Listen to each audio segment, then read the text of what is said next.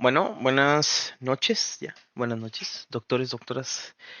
Pues bueno, vamos a hacer repasito del tercer parcial de Pato C. La verdad es que este es el parcial tanto... Ay, se me cayó algo. Este es el tercer parcial y es, la verdad, el más corto y yo considero que el más sencillo de los tres.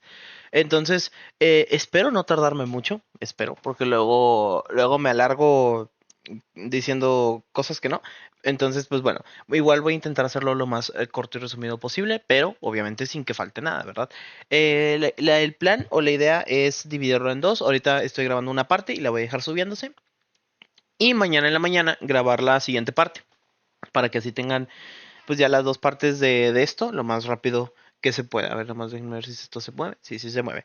Pues bueno, vamos a empezar con el primer tema, que es el tema de muestra de microbiología. Este tema, aunque no lo parezca, es bastante importante y se van a repetir muchas cosas en los posteriores temas de esto. Entonces, es importante sí traerlo pues bastante reforzado. A ver, en cuanto a generalidades, pues de aquí, como pueden ver, no hay nada en rojo ni nada subrayado, porque la verdad de aquí no importa gran cosa. Lo único que tenemos que saber, pues bueno, es que el diagnóstico microbiológico se da principalmente con la recolección de muestras, ¿verdad? O sea, nosotros lo que queremos es, si sospechamos de alguna enfermedad infectocontagiosa, pues nos interesa recolectar algún tipo de muestra, ya sea, por ejemplo, pues la orina, las heces, el esputo, el líquido cefalorraquídeo, etc, etc, etc, ¿verdad? Bueno, esa es la base del diagnóstico microbiológico, ¿verdad? Y bueno, tenemos, esto a lo mejor podría ser un poco relevante, ¿verdad? Que es lo de las muestras de, ay, bueno, es todo esto realmente, que es lo de las muestras de calidad. Vamos a ver tanto las muestras de calidad, o sea, cómo se toma una buena muestra y los criterios de rechazo de las muestras. Por eso lo vamos a ir viendo conforme vayamos avanzando, ¿verdad? Pero bueno, las buenas muestras, primero que nada, provienen del sitio anatómico afectado. O sea, por ejemplo, si la persona, tú sospechas que tiene una meningitis, pues no sirve de mucho tomar un coprocultivo, ¿verdad? O sea, lo que sería ideal sería, por ejemplo, tomar una punción lumbar, o sea, bueno, tomar la punción lumbar y tomar el líquido cefalorraquídeo. A eso se refiere con que proviene del sitio anatómico afectado. Está libre de contaminación externa. Vaya, y eso lo vamos a ver un poco más adelante, pero déjenme les voy haciendo un poquito de spoiler. La cosa es que, como ustedes recordarán, tenemos microbiota en prácticamente, bueno, en buena parte de nuestro cuerpo. Por ejemplo, en la piel, en la mucosa intestinal, en la mucosa oral, hay microbiota. Entonces, al extraer muestras de algunos de estos sitios, pues podemos traernos parte de esa microbiota y se puede contaminar la muestra, ¿verdad? Entonces, pues de preferencia que la muestra esté descontaminada. A eso se refiere con este punto. Después, que se tome antes del antibiótico. ¿Por qué? Pues bueno, el antibiótico lo que va a hacer es que va a disminuir la cantidad de microorganismos y nos puede dar ahora sí que un falso negativo, por así decirlo. O sea, la persona llegó, tuvo una infección de meninges, tuvo una meningitis aguda, sin embargo se le empezó a dar tratamiento, se le empezó a dar antibiótico y pues disminuyó la carga bacteriana, ¿verdad? Entonces nosotros le tomamos el líquido cefalorraquídeo y vemos que este está pues prácticamente normal. Eso pues realmente es falso, ¿verdad? Lo que pasa es que se le dieron antibióticos, entonces ya no podemos comprobar tan fácilmente cuál es el patógeno por el cual el paciente acudió en primera instancia. Y bueno, conservar de forma óptima, ¿verdad? Las muestras. También vamos a ver un apartado que es recolección y cuidado de la muestra. Entonces, eso sería yo creo que lo más importante aquí. Ahora, vamos ahora sí ya con cosas importantes, que es lo de errores en la muestra. Esto vi una preguntita, o sea, vi una preguntita que te decía textualmente, bueno, los errores de las muestras los podemos dividir en dos, en los errores preanalíticos y los postanalíticos. Y pues a lo mejor podríamos agregar una tercera, que son los analíticos como tal, pero esos no los contamos. Entonces, porque en las diapos no vienen, entonces por eso no los contamos. Entonces, errores de la muestra tendríamos los errores preanalíticos y aquí es donde viene la pregunta. La pregunta literalmente decía, bueno, cuando se está haciendo una muestra microbiológica, ¿qué es lo que más suele fallar? O algo así decía. Lo que más falla son los errores preanalíticos hasta en un 80%. Son los errores más comunes y esto es importante que lo tengan bastante en cuenta.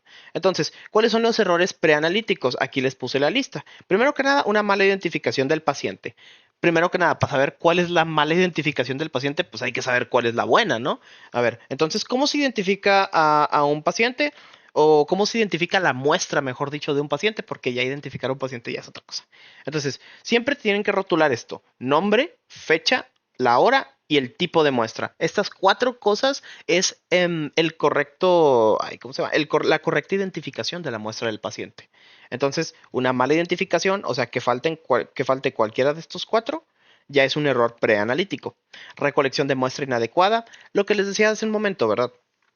Por ejemplo, el mismo paciente llega, no sé, por ejemplo, mi tío llega por, ¿cómo se llama? Llega por meningitis aguda, el pobre, y le toman coprocultivo, pues no sirve de mucho. Entonces, es una recolección pues que no sirve, es inadecuada. También si le hacen punción lumbar, pero no le toman lo que es necesario tomar, que ahorita vamos a ver cuántos son los valores normales, pues tampoco sirve de mucho. Si está contaminada, si se extrajeron microbiotas y si le hicieron mal la punción, agarró tantita piel y se trajo la microbiota de la piel, también está mal. Eso también es un error preanalítico. Uso de materiales inadecuados, como tubos sin anticoagulantes, frascos contaminados. De hecho, esto es lo más común, los frascos contaminados. El transporte tardío. Generalmente los cultivos, digo, para preparar para cultivos y casi todas las muestras tienen un límite de hasta 2 a 4 horas. Entonces, cuando se excede esto sin refrigerarse, ya es un error preanalítico. Entonces, transporte tardío. Y inadecuada preparación del paciente. Disculpe. ¿A qué se refiere con esto? Por ejemplo, hay muestras que requieren que el paciente, por ejemplo, no sé, que por ejemplo esté en ayuno. Es un ejemplo, ¿verdad? Que esté en ayuno. Entonces, si el paciente se sale del ayuno o ustedes no lo mantienen en el ayuno, esto puede afectar la muestra. A eso se refiere con inadecuada preparación del paciente. Siguiente tipo de error. Ya vimos todos los preanalíticos, que son los más comunes, y son todos estos. Ahora, vamos a ver los errores postanalíticos. ¿Qué entra aquí? Pues bueno, por ejemplo, puede ser la interpretación incorrecta. Ya cuando se hizo todo el procedimiento de que se preparó al paciente, se le hizo todo el procedimiento para sacar la muestra, se transportó la muestra, ya se la dieron al laboratorista, ya todo, ahora el laboratorista es el que la regó. ¿Por qué? Porque él viendo el coprocultivo dijo, ah, sí, tiene, ¿cómo se llama? No sé, tiene proteína C reactiva elevada. Eso quiere decir que tiene cáncer. Pues bueno, eso ya es un error postanalítico porque está interpretando mal las muestras y no tiene un buen contexto clínico de ello. Entonces, a eso se refiere con interpretación incorrecta. También, como les digo, a veces es inevitable traerse microbiota. Entonces hay que considerar o hay que tener ese conocimiento de cuáles son los microorganismos que están en la microbiota. Por ejemplo, en el intestino, ¿qué tenemos? Tenemos los que, ¿cómo se llama? Ay, ¿cómo se llamaban estos? Ay, se me fue el nombre. Hay unos microorganismos que son comensales, que son los que están en... Ay, espérame, ¿cómo se llamaban? Eh, es que son los que están en el intestino, que son los que ponen en el Yakult. Los lactobacilos, los lactobacilos. Entonces, nosotros normalmente tenemos lactobacilos en el intestino, ¿verdad? No son patológicos propiamente, son comensales, digo, no son comensales, son parte de nuestra microbiota. Entonces, por ejemplo, tú haces un coprocultivo y puede que tenga una ligera carga de lactobacilos. Eso es normal, eso está bien, son parte de la microbiota y eso hay que tomarlo en cuenta. Si no se toma en cuenta, entonces es un error postanalítico. Y también la comunicación tardía o errónea del resultado, que es un poquito más de lo mismo de esto. Entonces, pues bueno, ya. Y en las diapos viene esta tablita de aquí que dice que los 10 errores comunes de recolección de muestra. Y pues aquí se los pone, ¿verdad? El error más común, y yo diría que es importante echarle un ojo a esa tabla. De hecho, antes de continuar con cualquier cosa, sí considero importante, bastante importante de hecho, decirles esto. Y es que, de verdad, en este parcial creo que nunca había hecho tantas tablas en mi vida, porque de verdad es el parcial de las tablas. Hay mucha información que se condensa en tablas, entonces ya van a ir viendo. De verdad, hice bastantes tablas. Esta es una de ellas. Esta no la hice yo, pero vienen las diapos y pues se las pongo, ¿verdad? Primero que nada, identificar cuál es el error más común. El error más común es cosa es identificar mal al paciente. Recuerden nada más cómo se identifica bien una muestra con estos datos de aquí. Entonces, si falta cualquiera uno de estos, se comete este error. ¿Y qué tipo de error es este? Este tipo de error es un error preanalítico. Aquí está, ojito. Y pues ya. Luego aquí están todos estos errores. Y pues bueno, la verdad es que el más común y el que más tienen que saber es este, el primero. Ahora, sigamos. Ya acabamos con los errores. Ahora vamos a ver los principios de la toma de muestra. Aquí les puse este recordatorio, ¿verdad? Con este post-it de aquí, que aquí nada más les digo pues cuál es la identificación correcta. Ahora, principios. Tenemos en total 5 principios y si los preguntan como tal, cada principio, por eso aquí se los puse como el numerito en colorcito, porque cada principio por sí solo es preguntable. ¿Cuál es el primer principio? Tomar siempre antes de iniciar tratamiento antimicrobiano, salvo en situaciones críticas donde no pueda retrasarse la terapéutica.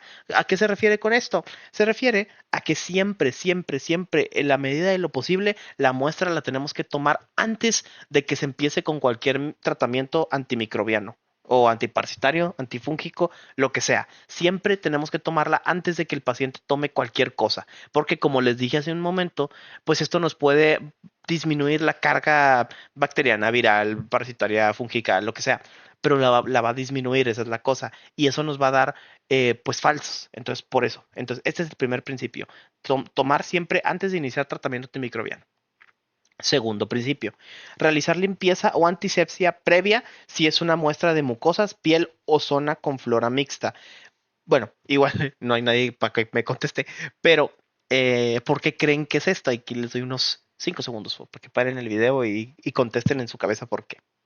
Y bueno, entonces, ¿por qué? ¿Por qué limpiar o antisepsia previa si es muestra de mucosas? Pues porque como les dije, en todas estas zonas hay microorganismos comensales o hay flora, digo, microbiota. Entonces, ¿qué pasa con eso? Pues puede salir en los estudios. Y como les digo, hay que saber discernir cuál es y cuál no es. Pero sin embargo, pues si se puede dar esa ayudita de que no haya, pues mejor. Entonces, por eso se recomienda y el segundo principio es que se haga antisepsia para limpiar cualquier tipo de otro microorganismo comensal o de la parte de la microbiota que pueda estar presente. Por eso este es el segundo principio. El tercer principio es elegir el método de recolección según el sitio anatómico.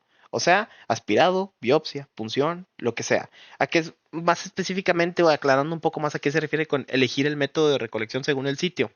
O sea, por ejemplo, eh, volvemos al paciente con meningitis. Perdón, voy a usar mucho el ejemplo de la meningitis. Entonces, en una meningitis ya así, ya complicado, pues lo ideal es tomar una punción lumbar, porque es la única forma en la que tenemos para acceder a, a lo que es el líquido cefalorraquídeo. No hay otra forma realmente. Ni modo que el paciente escupa y ya, líquido cefalorraquídeo, pues no. Ahora, hay otras áreas anatómicas, como por ejemplo lo vamos a ver en infección de vías urinarias, que me voy a adelantar un poquito. En infección de vías urinarias tenemos varias formas de conseguir muestras. Por ejemplo, puede ser directamente con que el paciente orine, podemos introducir una sonda y a través de la sonda extraer orina, o también, por ejemplo, está la opción de hacer una punción suprapúbica. Eso es muy invasivo. Y sí, de que se puede, pero es elegir el método de recolección que sea más favorable para el paciente. Entonces, pues ahí, pues lo ideal, pues si podemos nosotros que el paciente orine, o sea, dejarlo que orine y tomar esa muestra, excelente. Ahora, pues si se nos va complicando, o le ponemos onda o le hacemos una punción suprapúbica. Pero a eso se refiere más que nada, con elegir el método según el sitio. Y bueno, el cuarto, ¿cómo se llama? El cuarto principio es enviar al laboratorio lo antes posible. Como les digo, más o menos así la media que noté, no es que la diga en algún lado, pero que noté es que está como entre las 2 a las 4 horas sin refrigeración o algunas con refrigeración. Pero bueno, X. La cosa es intentar que esa muestra llegue lo antes posible para que no sufra ningún tipo de daño por metabolismo, por contaminación, por sea el motivo que sea. La cosa es que llegue lo antes posible. Y el quinto y último, y no menos importante, de los principios es el volumen debe ser adecuado. Claro, necesitamos una muestra que sea, pues ahora sí que perfecta, ¿verdad? O sea, que esté en los niveles justos para que sea evaluable. O sea, tiene que ser igual o mayor al volumen necesario, nunca menor. Entonces, nada más eso. Y ya, esos son los 5 principios de la toma de muestra. Ahora, ya vimos los principios de la toma de muestra, ya vimos los errores, pero ahora vamos a ver los criterios de rechazo de muestra. Sé que se puede parecer un poco a los errores, pero no es lo mismo. Los errores son directamente, ¿cómo decirlo? Mm, pues sí, un error, una falla. Y un criterio de rechazo de muestra es cuando ya cometiste la falla, vas con el laboratorista y le dices, mira, aquí está la muestra. El criterio de rechazo sería, no, no te la voy a aceptar porque tal. Entonces vamos a ver. ¿Cuáles son los criterios? Tenemos varios y aquí les puse realmente los que, ojo, les puse en las diapos vienen muchísimos, muchísimos, muchísimos. Sin embargo, ya viendo todas, o sea, todos los temas, se repiten, en casi todos los temas se repiten varios de los que vamos a ver aquí. Entonces, les puse los más importantes. A ver, primero que nada, muestra sin identificación o mal rotulada. Ya la vimos aquí arriba. La mala identificación del paciente o de la muestra es el error más común y obviamente es un criterio de rechazo muy fuerte. Recipiente roto. Si yo traigo, por ejemplo, un tubito con una muestra de sangre y está roto por debajo, pues obviamente me la van a rechazar porque hay fuga. Una muestra coagulada, también. Obviamente cuando se requiere anticoagulante. El esputo con muchas células epiteliales. ¿Cuál es como el aceptado o, ¿cómo se llama? Digo, no el aceptado, sino si tú llevas ese esputo con células epiteliales, lo ven al microscopio y si detectan más de 10 células epiteliales por campo, pues es una muestra rechazada, no es válida. Muestra en formol, más que nada porque el formol lo que hace es que, esto es más que nada para cultivos, ¿eh? Así que anótanlo, esto aplica para cultivos. Esto aplica para cultivos. Entonces, el formol lo que pasa y lo que hace es que inhibe el crecimiento de colonias, tanto bacterianas como fúngicas. Entonces, pues no, cuando se trata de generalmente cuando se trata de cualquier cosa infectocontagiosa, no se trae en formol porque, pues, si se va a cultivar, pues ya no se va a poder. Y pues la demora excesiva sin refrigeración, que es lo que les digo. Cuando no se refrigera algo, pues se puede, ahora sí que se puede pudrir. Entonces, pues por eso. Y hay cosillas específicas en caso de bacterias anaerobias. Entonces aquí se las puse, que son muestras inadecuadas como orina, heces comunes, saliva o frotis de mucosa oral. Y ya, sería todo por esta página. Ahora vamos a la siguiente, que es lo último ya de este tema. Ah, no, es esta ya. Ok, ahora, lo que les decía, transporte y conservación. El transporte, como vimos ahorita en los principios, ¿qué principio era? El principio era el cuarto principio. Entonces vamos a ver el cuarto principio que es transporte y conservación. El transporte, como les mencionaba, tiene que ser inmediato. De preferencia tiene que ser inmediato. Ahora, también tenemos, en cuanto a transporte, tenemos, como les digo, el tiempo, que les digo, debe ser inmediato de preferencia, pero tienes como cierto límite de tiempo. Y tenemos otra cosa, que son las temperaturas, por eso es transporte y conservación. Temperatura ambiente de 20 a 25 grados Celsius es para lo siguiente. Y esto, ojo, ojo con estas temperaturas, porque todas estas temperaturas son posiblemente preguntables. Sí llegué a ver preguntas de esto, por eso lo agregué. Entonces, temperatura ambiente de 20 a 25 grados es para los siguientes herramientas diagnósticas, vamos a decirle. Hemocultivos, líquido cefalorraquídeo y exudados faringios y genitales. ¿Ok? Refrigeración de 2 a 8 grados, o sea, ya que esté friecito, es para orina, esputo y heces, y específicamente las heces en un contexto, que es para coprocultivo o para estudio de Clostridium difficile. ¿Para qué? Pues bueno, ya saben para qué. Ahora, congelación. O sea, que estén a menos 20 o menos 70 grados centígrados es ya para pruebas moleculares, como lo puede ser la PCR o el almacenamiento ya prolongado, que esto no es una prueba, pero eso es para conservar las muestras lo más que se pueda. Entonces, también ahí, por ejemplo, si les preguntan de que a qué temperatura se deben de conservar las muestras, que esto es una constante y esto es general, pues desde menos 20 a menos 70 grados Celsius. Ahora, aquí una pequeña notita.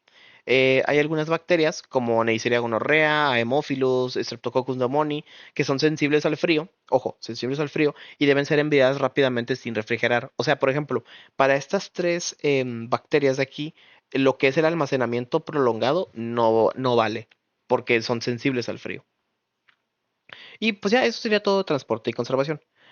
Ahora, vamos con muestra por sitio anatómico, que esto también era un principio, que es el principio 3. Este. Entonces vamos a ver lo que es el principio 3. En el principio 3, pues tendríamos lo que son diferentes muestras. Aquí les anoté las muestras que venían en las diapos, ¿verdad? Y pues te vienen varias. Primero que nada te venía muestra de faringe. Esto se hace con un hisopado con torunda estéril. No se, bueno, se intenta por lo menos no tocar lo que es la lengua ni la mucosa bucal. ¿Para qué? Para lo mismo de evitar que se contamine la muestra. Por eso. Y pues obviamente la torunda tiene que ser estéril porque pues igualmente no puede estar contaminada. ¿El medio de transporte cuál es? Stuart o Amis. ¿Qué es el Stuart o Amis? Es este tubito de aquí. O sea, y este es el hisopo. O sea, este es el hisopo que es estéril. Este ya lo metes en la faringe y después lo metes en este tubito. Y ya te llevas la muestra. Entonces, nada más para que... Lo puse nada más para que lo vean. Y bueno, de hecho, también lo puse porque es bastante usado, se repite en algunas ocasiones y posiblemente pregunta, ¿verdad? Que este es el medio de transporte de muestras de faringe. Ahora, esputo, el esputo pues es la flemita, ¿verdad? Se obtiene por tos profunda y aquí ya vamos a empezar a ver cantidades. Y las cantidades es importante que se las sepan, de verdad que sí. Y muchas se parecen, entonces, ay, perdón. Y muchas se parecen, entonces no se apuren. El volumen óptimo, que acuérdense, el volumen, de hecho, ese es otro principio. A ver, ¿cuál era? Era que el quinto, que el volumen debe ser adecuado, o sea, tiene que ser el justo y necesario o incluso un poquito más. Entonces, aquí el esputo tiene que ser mayor a 1 mililitro. Si es menor o igual a 1 mililitro, la muestra no vale. Y el buen criterio, porque también lo marcaba, que haya más de 25 polimorfonucleares por campo, que eso no lo agregué, pero es por campo. ¿Por qué se hace eso? Ahí está. Bueno, entonces, que haya más de 25 polimorfonucleares por campo y menos de 10 células epiteliales por campo. Eso es lo ideal. De hecho, este dato ya lo habíamos visto. Entonces, también vamos a ponerlo aquí en rojito. Así. Ahí pero. Y refrigerar si demora más de 2 horas. O sea, si la muestra tarda más de 2 horas en llevarse, pues hay que meterla al refrigerador de preferencia para que no le pase nada. Ahora, lavado bronquialveolar. Esto más que nada es usado en pacientes hospitalizados e inmunosuprimidos que tienen infecciones por otro tipo de bacterias. De hecho, por bacterias o por sospecha de bacterias más complicadas, como por ejemplo Acinetobacter baumannii. Entonces, eso lo podrían poner aquí. Espérame. Lo pueden poner como en sospecha de bacterias multiresistentes. Multiresistentes como Acinetobacter baumannii. Entonces así lo pueden poner. Volumen, otra vez una cantidad importante, sí, importante. Tiene que ser de 20 a 50 mililitros y pues se tiene que enviar como todas las muestras inmediatamente de preferencia. El hemocultivo. El hemocultivo no es de elección. De hecho, se usa en el menos del al 10, en el 10% o menos del 10%. La verdad no es muy utilizado, pero aún así lo tenemos que ver. Entonces el hemocultivo pues se toma se hace una punción venosa o una venopunción y pues ya, nada más eso. Se tienen que tomar 2 a 3 muestras de sitios diferentes. Esto es importante y esto no lo remarqué, pero yo diría que lo remarquen. Y también tenemos cantidades específicas. En adultos se tienen que sacar 10 mililitros por cada frasco. Recuerden, 2 o 3 frascos. O sea, en total, ¿cuánto vamos a tomar? De 20 a 30 mililitros y todos van a ir obviamente en frascos diferentes. ¿Por qué? Porque tomamos en sitios diferentes, por eso van en frascos diferentes. Y en niños es de 1,5 mililitros lo que se toma, igual por frasco. Y pues bueno, el urocultivo sí es bastante utilizado y la muestra súper importante y la verdad, de hecho esto fue pregunta, que es que el urocultivo se toma con la primera orina de la mañana en chorro medio. Ojo, lo de chorro medio, ¿eh? Entonces, sí, eso es bien importante. ¿Por qué la primera orina de la mañana? Pues más que nada porque es la más concentrada. Más que nada por eso es que tomamos la primera orina de la mañana. Y pues ya, también pues que tenga buena higiene perianal, o sea, que se bañe, que se bañe y pues refrigerar si toma más de 2 horas, como por ejemplo en la de el esputo. El LCR, con el que yo estaba tanto chingue chingue, ¿verdad? Entonces, bueno, recolección estéril por punción lumbar, ojo, por punción lumbar. Enviar de inmediato, no refrigerar y pues es ideal para cultivos, técnicas de PCR y antígenos. Aquí lo más importante es esto, la recolección. Y de hecho no le puse la muestra. La vamos a ver igual en infecciones del sistema nervioso, pero por si la quieren ir anotando es mayor a 1 mililitro también. Entonces ahí anótenla. Y el coprocultivo es de 5 a 10 mililitros, o también puede ser 5 a 10 miligramos, también se lo pueden poner así, y es exactamente lo mismo. Y también importante, y eso sí lo había preguntado también, que tiene que ser en tamaño de nuez. O sea, que como que la S tiene que ser en tamaño de nuez. Es la verdad bastante chiquito, bastante pequeño lo que se toma. Y bueno, ahora vamos a ver medios de cultivo. O sea, en general vamos a ver ahora como tal métodos diagnósticos. Primero, pues medios de cultivo. Venía una tabla súper extensa que traía muchísimos y pues aquí se los resumí o les puse algunos cuantos. Primero que nada, agar sangre es el más utilizado para, ojo, bacterias. Bacterias. Y no cualquier tipo de bacterias, bacterias aerobias. Aunque también sirve para anaerobias. Pero bueno, bacterias comunes, cocos gram positivos y gram negativos. Agar MacConkey. ¿Para qué es el agar MacConkey? Bueno, si se acuerdan un poquito de micro, es más que nada para enterobacterias. Para enterobacterias. ¿Cómo cuáles? Pues por ejemplo tendríamos por ejemplo a Shigella, Shigella, ahí está, Salmonella, E. coli, E. coli. Tendríamos también a Yersinia. Ese tipo de bacterias se pueden con el agar MacConkey. Eh, y pues bueno, hay el agar chocolate. ¿Para quiénes eran? Para Neisseria y para Haemophilus. Ojo, veo muy preguntable el agar chocolate porque es específico para dos especies de bacterias y el agar MacConkey para enterobacterias. No creo que les pregunten cuál enterobacteria, a lo mucho les dirían E. coli, que es la más común, pero pues ahí lo dejo, ¿verdad? El agar saburot, ¿para qué es? Para hongos, más que nada. El Lowenstein-Jensen, ¿para quién es? Para micobacterias. Y datito mamador que no me pidieron, pero yo se los voy a decir.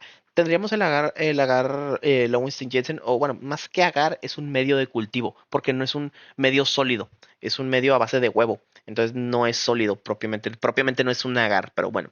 Entonces, tenemos el medio de cultivo Lowenstein-Jensen, que es para micobacterias, y tenemos propiamente un agar, que se llama agar Middlebrook. Ahí si quieren anotarlo. Sí venía en las tablitas, de hecho. Entonces, pues lo pueden, ay, no me acuerdo cómo se escribía, pero bueno, agar Middlebrook. No, sí venía en las tablitas, pero bien recóndito, ¿verdad? Entonces, la verdad, dudo que lo pregunten, pero se los dejo ahí también para que lo tengan, si es que lo quieren, ¿verdad? Es también para micobacterias. Es un agar que se ve muy bonito, es así como todo negro. Está muy padre. Caldos enriquecidos, que de hecho ahí entraría más Lowenstein Jensen, y el agar Tallar Martin. ¿Para qué es el agar Tallar Martin? El agar Tallar Martin es para Neisseria gonorrea y aquí dice Neisseria meningitidis, pero la verdad es que esto no es cierto. La verdad es que esto no es cierto. ¿Por qué? Porque Neisseria meningitidis se puede hacer perfectamente en un agar sangre. Entonces, no le hagan mucho caso a eso de Neisseria meningitidis. Neisseria meningitidis se puede perfectamente en agar sangre. Ahora, em, un agar más que les iba a mencionar, lo traía en la mente para mencionárselos. Ah, ya me acordé. Se llama Chrome, así, Chrome agar. ¿Y para qué es el cromagar? Se usa mucho para cándida, para infección por cándida. ¿Por qué para cándida? Se preguntarán. Ahí les va. Y este dato está muy padre. A mí me gusta mucho micro, entonces pues les voy a decir este datazo. Lo que pasa es que pues tenemos diferentes especies de cándida. ¿Cómo se llama? Prolipepsis, tropicalis y no me acuerdo cuáles otras había, pero ahí tenemos como 4 o 5 especies diferentes de cándida. Y en el cromagar crecen de color distinto dependiendo de la especie de cándida. Por eso se usa mucho el cromagar. Porque dependiendo del tipo de cándida. Ah, y también, por ejemplo, está cándida auris, que es muy peligrosa, es la cándida más peligrosa que hay. Y también por eso se usa el cromagar. Porque tú dices, espérate, puede que mi paciente tenga cándida albicans, que está tranqui, aunque no tanto, o puede que tenga cándida tropicalis, que no está tampoco, que está tranqui, pero puede que tenga cándida auris, y pues esa sí está gacha. Entonces, por eso se usa el cromagar, porque el cromagar pinta diferente a las diferentes especies de cándida. Y eso está padre. Y pues por último, técnicas rápidas y moleculares. ¿Cuánto llevo? ¡Media hora! A la madre. Dije de, yo dije de que no, yo creo que no creo que me vaya a tardar más de una hora explicando todos los temas. Pues palo, llevo media hora y todavía faltan 3 temas. Pero no pasa nada. Yo espero que me aguanten un ratito más. Pero bueno, técnicas rápidas y moleculares. Primero que nada, la inmunofluorescencia. La inmunofluorescencia, ¿para qué se usa más? Para virus respiratorias y bacterias intracelulares, como cuáles, micobacterias. Ojo, inmunofluorescencia. ¿Para qué se usa más? Para micobacterias como tuberculosis. ELISA para antígenos o toxinas, es más que nada esto. Quédense más con que ELISA, o sea, ustedes hagan esta conexión. ELISA, toxinas. ¿Cuál? Clostridium difficile principalmente. Aglutinación en látex se usa para meningitis, es una prueba muy común. Es más, yo diría hasta que la ponieran en rojito porque es muy específica. Es aglutinación en látex para meningitis. Y la PCR, que es también para virus. Y micobacterias. Y ya. Última cosita de este tema. Conservación de muestras. Eh, Esto podría ir fácilmente en este apartado, pero me quedé sin espacio. Entonces lo puse aquí hasta acá. Aquí les hice esta tablita, que igual es un resumen de Siempre que vean tablitas así son resúmenes de las tablas que están en las diapos. Entonces aquí les puse pues la muestra, el tiempo máximo y la recomendación. Por ejemplo, el LCR, les voy a decir las más importantes. El LCR es inmediato y no se refrigera. Y luego tendríamos estas cuatro que son importantes, que son orina, esputo, heces y heces para coprocultivo y heces para Clostridium difficile. Más que nada estas, porque varían. Por ejemplo, la orina tienes máximo o un poquito menos de 2 horas. Y si no, o sea, si pasas de las 2 horas, refrigerarlo a 4 grados. Y igual el esputo. Y en heces para coprocultivo tienes menos de 2 horas. Y si pasa de las 2 horas, lo refrigeras. Si es heces para hacerle una ELISA para la toxina de Clostridium difficile, es menos de 1 hora. Y si pasa de esa hora, lo refrigeras. Y ya. Ah, bueno, y las PCRs que ya les dije, se congelan a menos 20 grados. Y ya, acabamos el primer tema. Excelente. Aplauso, aplauso. Ahora, vamos a ver el siguiente tema. Que, por cierto, estos temas van a ver que se ven como más diferentes. Y es porque tuve un problema con GoodNotes durante varios días. Y pues tuve que ingeniármelas y tuve que hacerlas en la compu. Que se los juro, fue muy incómodo. No me gustó nada. No me gustó, la verdad. Bueno, de estas, de hecho, les voy a decir una cosa. El tema de vías respiratorias superiores lo voy a grabar hasta mañana, porque neta no me gustó nada esa nota, no me gustó nada cómo quedó y estoy muy seriamente pensando en rehacerla toda. Entonces, más que nada por eso. Por eso hoy vamos a ver vías urinarias y nos saltamos a vías respiratorias inferiores y diarrea, porque no me gustó, de verdad, no me gustó nada, pero las demás sí me gustaron. Entonces no pasa nada. Es que soy medio perfeccionista.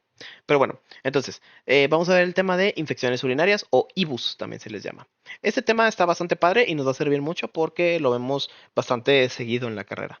A ver, entonces, las IBU son una de las infecciones más frecuentes en la práctica médica. Hasta el 3% de las consultas son por IBUS. Entonces, pues la verdad es que es bastante, bastante común. Representa el 35% de las infecciones nosocomiales. No es la mayoría de infecciones nosocomiales suelen ser pulmonares, pero la segunda causa suelen ser infecciones del tracto urinario. Mecanismos. Esto lo vimos en pato y lo vimos en el corte de... ¿Cuál era? Pielo aguda. En el corte de pielonefritis aguda vimos los mecanismos por los cuales nos puede dar una infección de vías urinarias. ¿Cuáles son los principales dos? La ascendente y la hematógena o descendente. De hecho, ahí les va. Se llama ascendente o urinaria. Y eso se los anoto porque se los pueden poner de las dos formas. Ascendente o urinaria es la más común. Y la segunda más común es la hematógena o también llamada la descendente. Descendente. Hay otras, pero ya son muchísimo más raras. ¿Como cuáles? La linfática. Está muy raro que, por ejemplo, un microorganismo pues se meta a la uretra y de ahí se pase a ganglios linfáticos y de ahí pues cause manifestaciones sistémicas. Está muy raro, la verdad. ¿Puede pasar? Sí, sí puede pasar, pero es muy raro, de verdad, súper, súper raro. Y pues luego se habla de que es por continuidad, que si esta es rara, esta es 10 veces más rara. Entonces, para fines prácticos y de examen, quedémonos con estas dos, la ascendente o urinaria y la hematógena o descendente. Ahora, y esto sí quiero que lo anoten, tanto los nombres, los otros nombres, como lo que les voy a decir, que es el microorganismo más comúnmente asociado a cada una. Eso no lo anoté, se me fue, perdón, pero sí creo que es importante porque también viene en las diapos. Entonces, en la ascendente, ¿cuál es el microorganismo más común? Acuérdense, la ascendente es la urinaria. ¿Quién es el bichín que más se mete por las vías urinarias? Pues es E. coli. E. coli. O sea, el que más entra por aquí, ¿verdad? Por la uretra, se mete por aquí E. coli y se va para acá y para acá. Entonces, eso.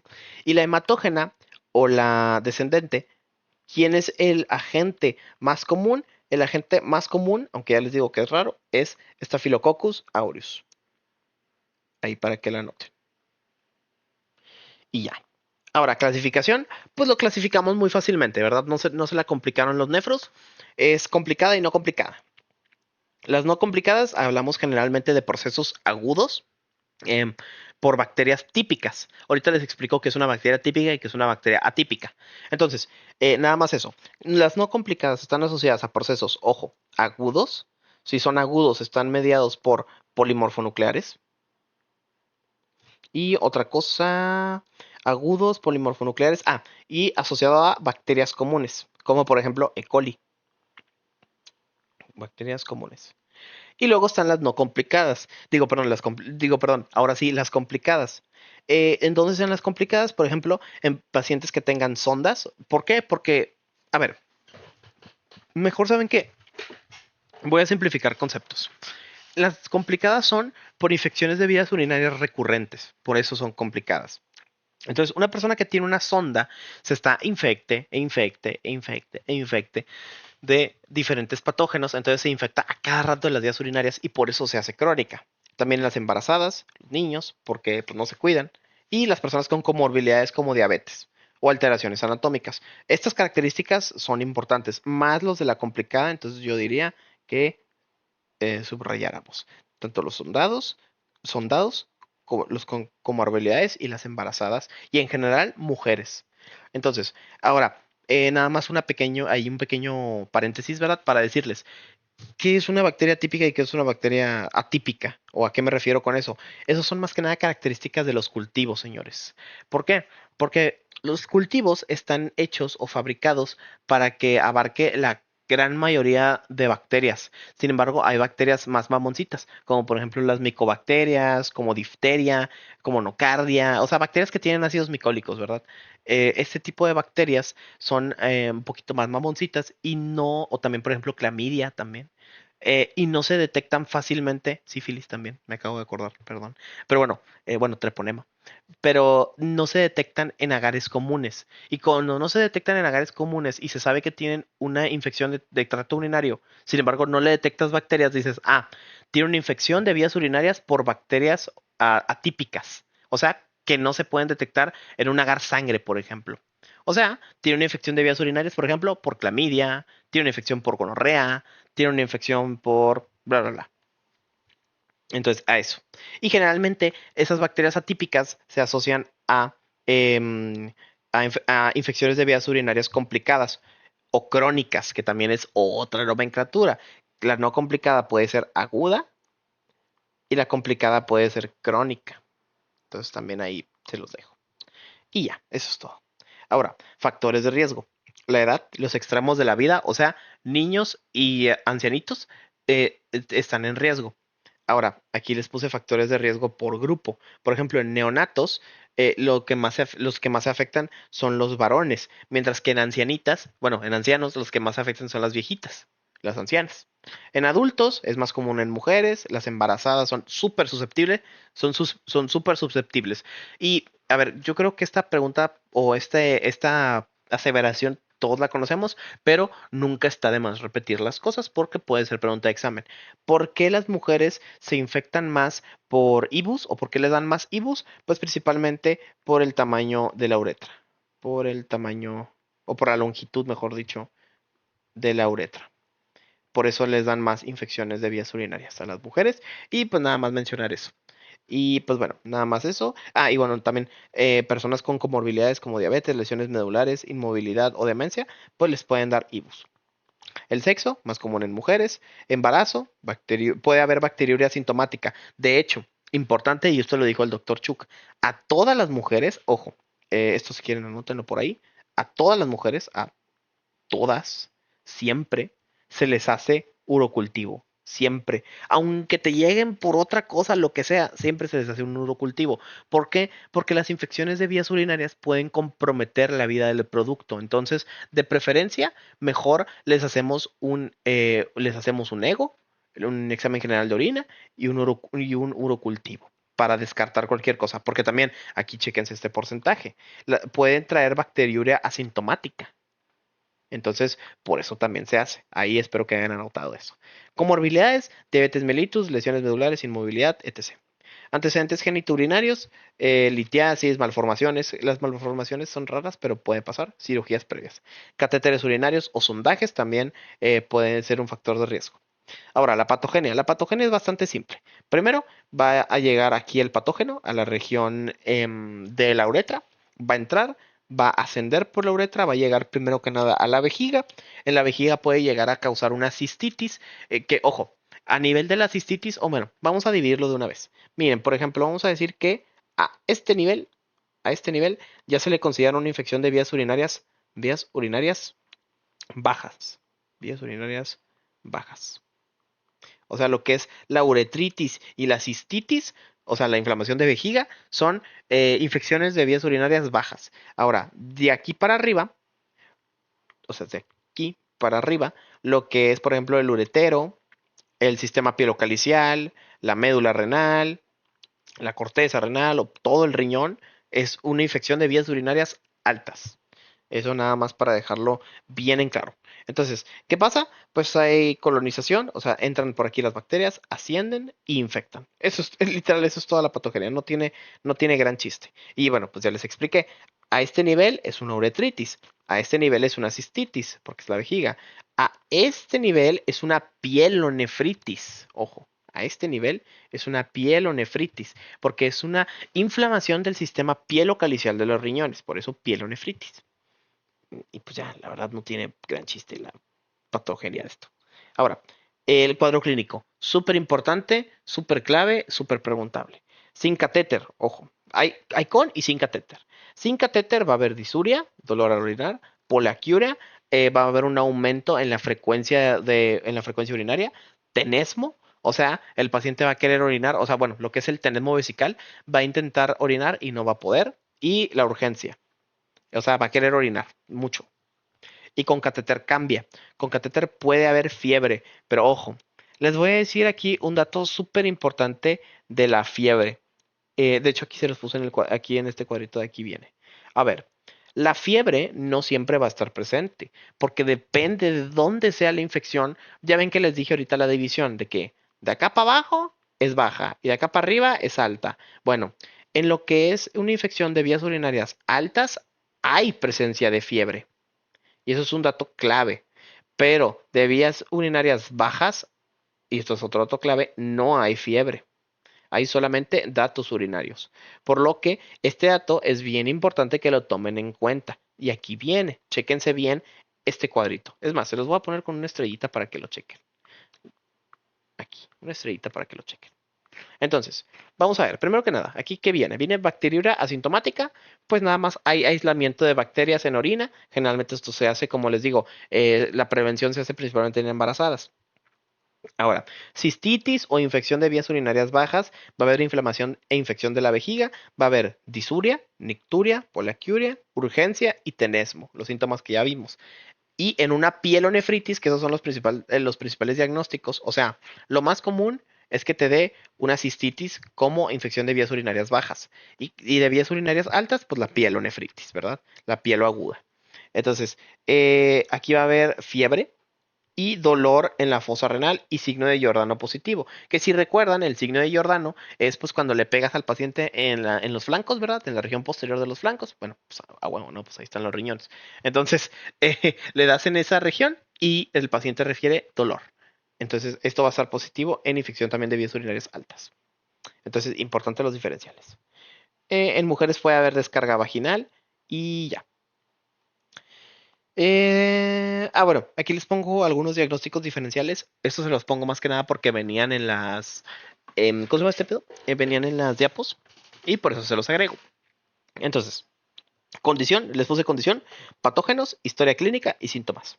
Primero que nada, la vaginitis. Esto puede dar por cándida, por tricomonas o por... había otro agente, Gardnerella. Por Gardnerella, ahí anótelo. Gardnerella vaginalis. Eso también te puede causar la vaginitis. Entonces, para que este también lo apunten. Historia clínica, va a haber nueva pareja y antecedente de ETS, va a haber flujo vaginal o va a haber lo que se llama leucorrea, prurito, disuria y disuria externa. Y en el caso de las tricomonas puede agregar otra cosa. Y también en el caso de Gardnerella. ¿Qué va a agregar también? Olor fétido. Olor fétido. Entonces ahí se los dejo. Uretritis. Esto da por clamidia, neisseria o virus de herpes simple. Puede ser el herpes tipo 2 principalmente. Herpes tipo 2. Historias de TS y síntomas vaginales en la historia clínica. Y síntomas típicos, pues disuria y ligero flujo vaginal en algunos casos. Pero más que nada aquí el dato clave es la disuria. Eh, En irritación, pues no va a haber ningún patógeno, él nomás está irritado. Puede ser por sustancias químicas o productos de higiene. Puede haber picor, flujo leve y diagnóstico de exclusión. Y pues la pielonefritis, ¿verdad? Los patógenos son iguales que en la cistitis, o sea, puede ser, por ejemplo, por E. coli o por Staphylococcus aureus, como les decía, la vía ascendente y descendente. Antecedente de IBU o de infección de vías urinario. Y por ejemplo en la piel, pues ya les dije, fiebre, dolor lumbar, síntomas gastrointestinales y urinarios. Y aquí podríamos agregar la cistitis, que la cistitis pues está aquí. Ese es el cuadro. Acuérdense nada más que no hay fiebre. Y hay disuria, hay poliacuria y hay nicturia. Ahora, el diagnóstico. Aquí voy a empezar dejando algo súper claro. Lo gritaría, nada más que son las 12:30 de la mañana y no quiero despertar a las personas en mi casa. Entonces, como no puedo gritar, lo voy a decir de una forma muy fuerte. Gold standard para el diagnóstico de todas las infecciones de vías urinarias es el urocultivo. Súper importante, ¿ok? Eso viene así súper remarcadísimo en las diapos, entonces importante. Ahora, sigamos con otras cosas del diagnóstico. En mujeres que traigan síntomas clásicos y no traigan comorbilidades, se les inicia tratamiento de forma inmediata y de forma empírica. ¿Qué es tratamiento empírico? Que a lo mejor no sabes todavía qué patógeno es, sin embargo ya estás un 95% seguro, entonces ya decides dar el tratamiento de una. Se recomienda en embarazadas principalmente, esto yo lo remarcaría, es principalmente en embarazadas donde se recomienda. Se tiene de verdad mucho cuidado con las embarazadas en este aspecto. Niños también, pacientes con síntomas atípicos y personas con cateterismos o sondas. Mm, ¿Qué más? A ver, ahora veamos lo que es la recolección y manejo de la muestra. Primero, los tipos de muestra. Primero tendríamos el chorro medio o también lo que les digo de la primera orina del día.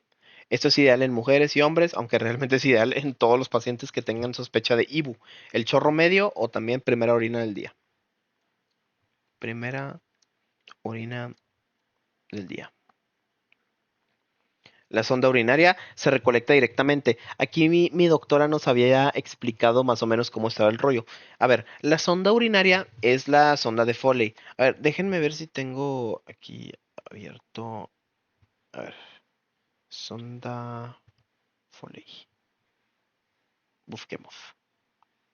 Ok, a ver, aquí está la sonda de Foley. Y pues no me acuerdo cómo había estado el rollo. Pero ven que aquí, bueno, no la. A ver, déjenme agarro esto. Aquí está. A ver, aquí está, la sonda de Foley. Y como que por lo que entendí, pues bueno, ya ven que esta sonda tiene pues estas dos cositas. Una de estas dos, que ahorita no me acuerdo cuál, supongo que es esta, creo que es esta. No, la verdad no estoy seguro. Pero esta partecita de aquí sirve para drenar orina. O sea, una de estas dos sirve para drenar orina, básicamente. Y de ahí se agarra la muestra. Y ya, para eso era tanta parafernalia, para enseñarles nada más eso de la sonda Foley. Entonces, bueno, eso. Y está también las ondas permanentes, que eso no viene tan detallado, y lo de la punción vesical suprapúbica. Entonces, nada más acuérdense que hay tres formas de recolectar muestra. Uno, con la primera orina de la mañana, que es la más recomendada para todos los pacientes. Los pacientes que tienen sonda Foley, que agarras un cachito y pues con esa te sirves, ¿verdad? Y la punción vesical suprapúbica, que es la última opción, porque es la más invasiva, y sean niños o personas con sospechas de bacterias anaerobias, ¿verdad? Indicaciones para la toma, idealmente en la mañana, otras 4 horas de retención, no inducir micción con líquidos, no recolectar de orinales o vacinicas porque están infectadas o están contaminadas, mejor dicho, refrigerar a 4 grados, que es aquí es la parte donde les digo que se repite lo que ya vimos y ya. Eso sería todo de la parte de la recolección de la muestra. Ahora, vamos a ver el procesamiento de la muestra y los criterios. Tendríamos lo que es la cuenta de CAS. ¿Para qué nos va a servir la cuenta de CAS? Pues la cuenta de CAS nos va a servir más que nada para poder recomendar o poder tomar una línea de acción, o sea, para saber qué hacer. Básicamente para eso es la cuenta de CAS. Y tendríamos esto, ¿verdad? Tendríamos que es menor a 10.000, o sea, menor a 10.000 unidades por mililitro, entre 10.000 y 100.000 unidades por mililitro y mayor a 100.000. Cuando está entre los 10.000 a los 100.000 es una cuenta exacta, o sea, está normal. Cuando está por debajo, generalmente la muestra está equivocada o está mal tomada, entonces no se procesa. Sin embargo, cuando está por encima de los 100.000 es cuando ya es algo significativo. Aquí les puse esto, ¿verdad? Que es pues la cuenta de CAS, o sea, la interpretación de la cuenta de CAS. Entonces, ¿cómo está? Si está abajo de los 10.000, pues no se procesa. Si está arriba de los 10.000, se va a hacer identificación y pruebas de sensibilidad. Y si hay más o menos más de 3 patógenos o igual a 3 patógenos, se repite. ¿Por qué? Esto es importante, ¿eh? Esto es bastante importante, este de aquí. ¿Por qué? Si hay más de 3 patógenos o 3 patógenos, se repite porque lo más seguro es que la muestra esté contaminada. No deberían de salir más o 3 patógenos. Entonces, eso grábenselo bastante bien. Y porque esto es una constante en casi lo que vamos a ver de toma de muestra. Y pues ya sería todo. Métodos de tamizaje, la microscopía con tinción de Gram, 2 bacterias por campo de gran aumento. Y pues también hay analizadores automáticos que ya te miden las bacterias por microlitro. Y bueno, por último, diagnóstico por tiras reactivas y ego. Acuérdense que esto lo vimos un poquitín el parcial pasado, entonces nada más recordar. Si hay presencia de nitritos, esto nos habla de que hay bacterias. ¿Cuáles específicamente? Enterobacterias. La esterasa leucocitaria sugiere, obviamente, leucocituria. ¿Pero qué tiene que ver la leucocituria? Si hay leucocituria, eso nos quiere decir que hay un proceso infeccioso que se está llevando a cabo, ¿verdad? Proceso infeccioso. Entonces, eso es importante, ¿no? Y como les digo aquí, si hay más de 3 patógenos, lo más probable es que la muestra esté contaminada. Y piuria sin bacteriuria, pensar en uretritis, por ejemplo. Eso es lo que más vi, uretritis. Ahí. Y pues ya. Ahora, agentes más comunes. Bueno, aquí vamos a ver una lista aquí también les puse otra lista, pero vamos a ver una lista, ¿verdad? De los más comunes. El más común y yo casi creo que sí, 100% va a ser pregunta de examen. ¿Cuál es el agente etiológico más común de las IBU? Es E. coli hasta en un 75%, ¿verdad? Es por vía ascendente o por vía urinaria. Klebsiella también es muy frecuente, bueno, no tanto, pero es frecuente. Proteus, que recordemos que Proteus puede causar cálculos renales, puede causar cálculos renales en diferentes enterococos, Staphylococcus aureus por vía descendente, pseudomonas en pacientes, por ejemplo, que estén quemados o inmunocomprometidos, o cándida. También, también otra que se puede ver, aunque es un poquito más rara, esta está más relacionada a pulmón, pero también aquí se puede, anótenla, Acinetobacter. Está asociada a sondajes, Acinetobacter baumani. Ahora, también aquí se las ordené por contexto. Por ejemplo, común en la comunidad, E. coli, ¿verdad? E. coli, Klebsiella y enterococos. En sondaje, Pseudomonas, Proteus, Cándida y enterococos y agréguenle Acinetobacter. Acinetobacter. Se lo digo porque en nuestro hospital hay mucho. Y ITS y uretritis, clamidia principalmente. Clamidia y Neisseria gonorrea, pero más clamidia. Y ya.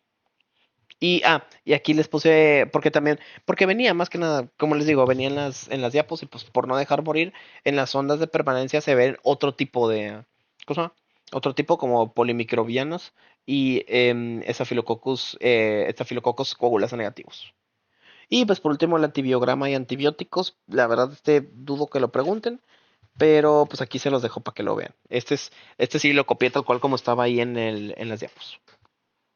Y ya, eso sería todo del tema de IBUS. Ahora vamos a pasar con el tercer tema, perdón, que es infecciones de vías respiratorias inferiores. ¿Qué es infección de vías respiratorias inferiores? Pues realmente es todo lo que es los bronquios, los bronquiolos, y todo ese rollo, pero aquí lo vemos más enfocado únicamente a lo que es la neumonía. Vamos a ver lo que es neumonía de la comunidad y neumonía nosocomial. Ahora, vamos a empezar por definir qué es la neumonía, y esto sí es importante.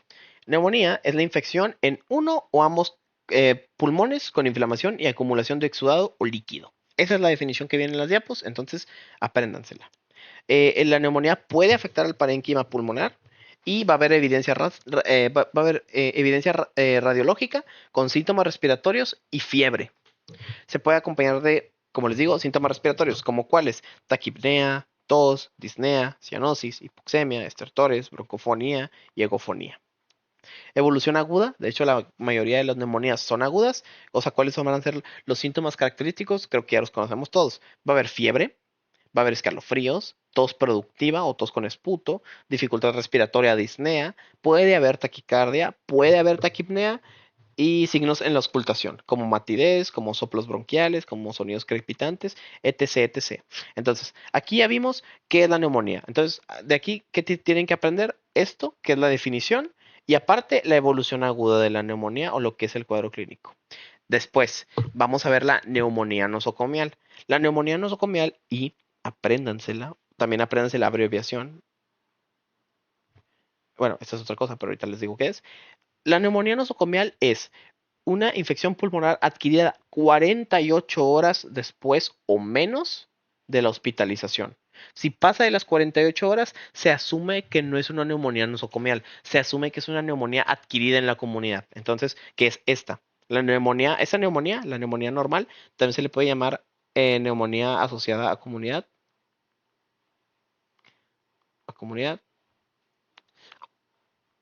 o adquirida en comunidad. Adquirida en comunidad. Ahí para que lo agreguen. Y bueno, eso sería la definición de la neumonía nosocomial, que es la de infección pulmonar adquirida 48 horas o menos después de la hospitalización. Y hay como una subvariante de la neumonía nosocomial, porque la neumonía nosocomial es todas las que pasen adentro del hospital, pero hay una subclasificación. ¿A qué me refiero? De la neumonía asociada a ventilación mecánica. Porque están todavía las personas que están en el hospital, que no están intubadas ni nada, pero que aún así les da una neumonía. Y luego están las personas que están intubadas y que cuando las intuban les da una neumonía. Entonces, ese ya es, por así decirlo, un subtipo de la neumonía nosocomial. Y también es importante que se la sepan. ¿Cuál es la definición de esta? Aquí se las puse.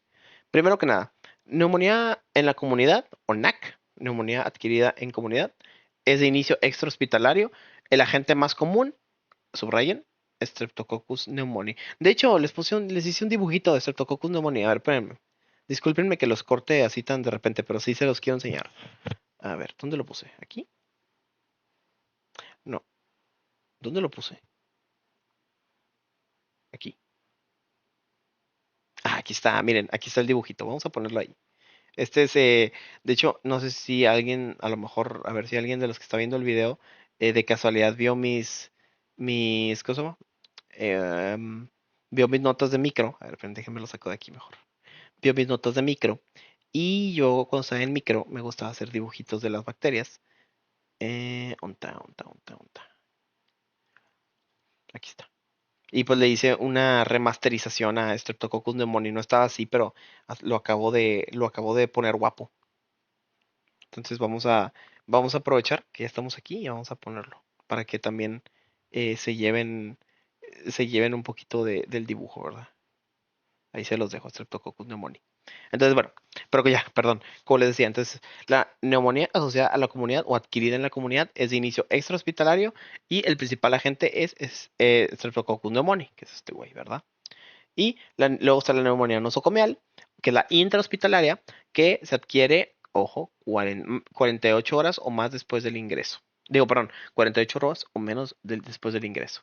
Y luego está la asociada a ventilación mecánica, que tiene que ser 48 horas tras la intubación. O sea, ya no es por la propia hospitalización, ya es 48 horas después de que lo hayan intubado. Ahora, ¿cuáles son importantes? Tanto en la neumonía nosocomial como en la asociada a ventilación mecánica, las dos están muy asociadas a a un patógeno en especial, que es Acinetobacter baumannii. Pero ¿en cuál es más común? En la asociada a ventilación mecánica es más común Acinetobacter.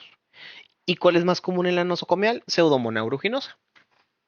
Y ya, eso es todo por este apartado. Ahora vamos a proceder a ver la epidemiología, pero antes déjenme reviso un mensaje rápidamente.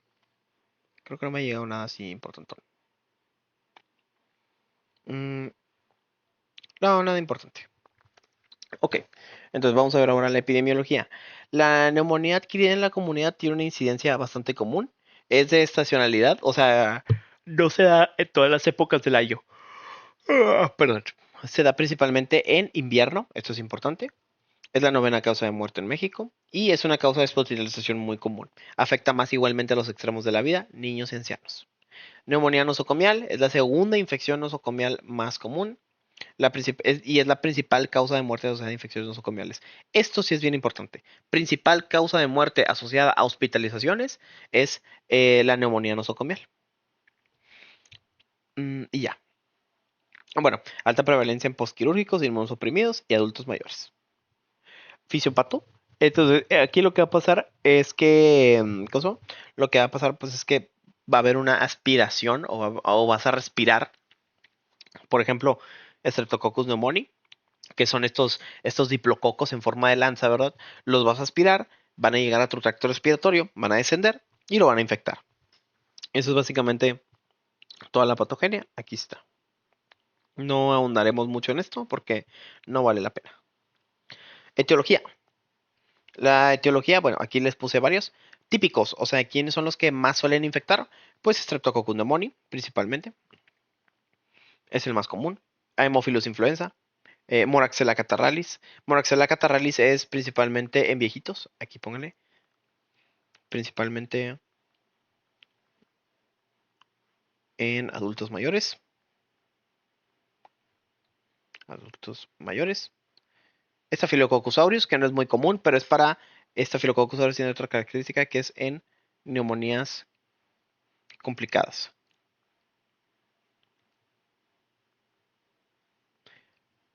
Complicadas.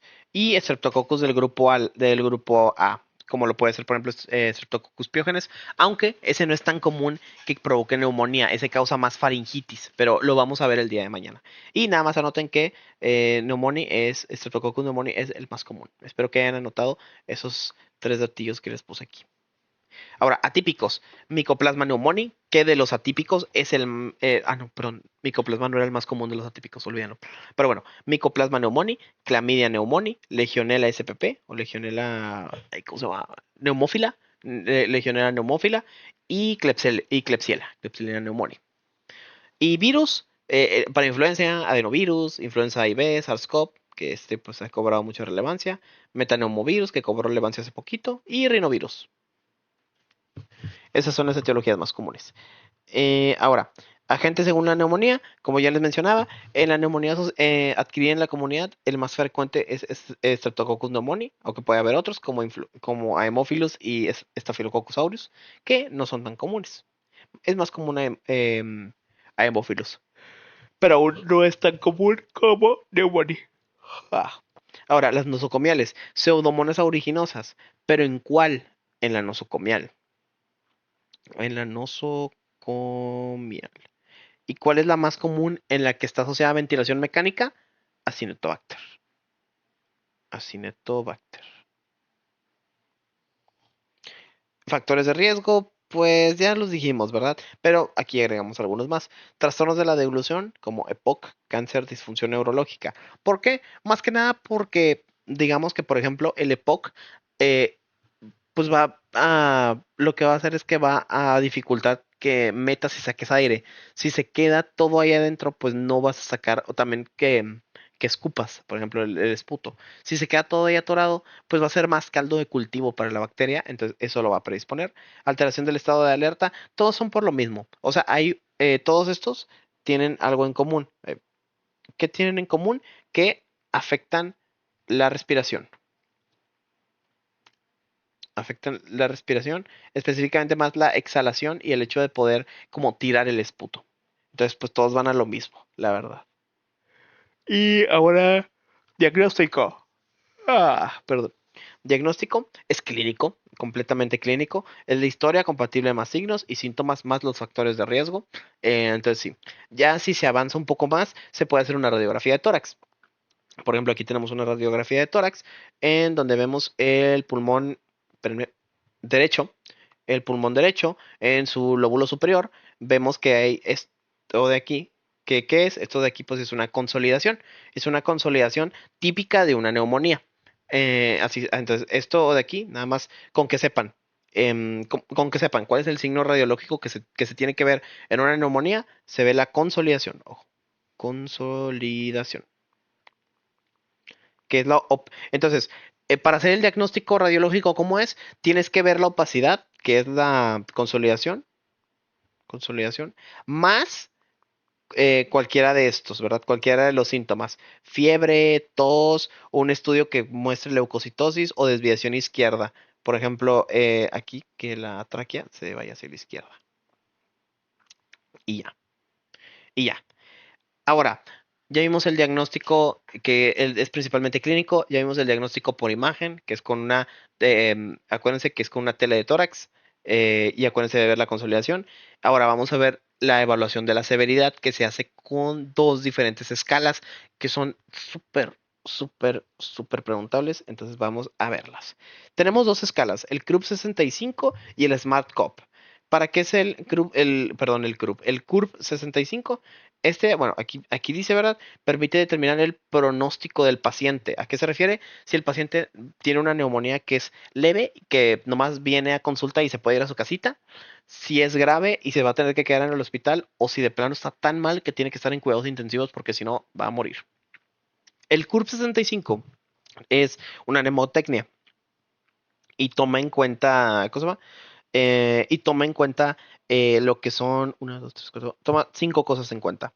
Si hay un estado de confusión, si hay urea arriba de los 44 miligramos sobre decilitro, importante las cantidades. Si hay una frecuencia respiratoria o una respiración mayor a 30 por minuto, o sea, 30 respiraciones por minuto o RPM.